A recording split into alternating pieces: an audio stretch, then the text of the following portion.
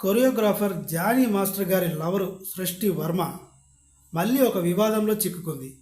Johnny master వివాదంలో మాత్రం కాదు, ఆయనకు బెయిల్ వచ్చింది, ఆయన ఏదో సినిమాలు చేసుకుంటున్నారు, ఆయన రూట్లో ఆయన ఉన్నాడు. ఆయన నుంచి విడిపోయి మళ్ళీ ఓ వివాదంలో విరుక్కుంది. ఆ వివాదం ఏంటంటే currency note. Yes, currency note మీద ఉన్న గాంధీ తాత ఒక బాస్టర్డ్.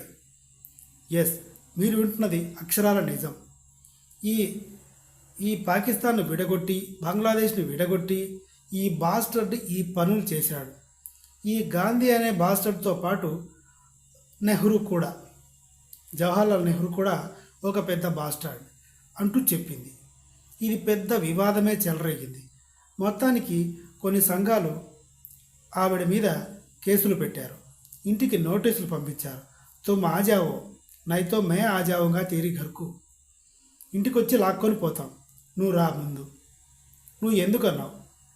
నిజానికి కాంగ్రెస్ పార్టీకి సంబంధించిన కొంతమంది నేతలు ఈమె మీద కేసు పెట్టారు.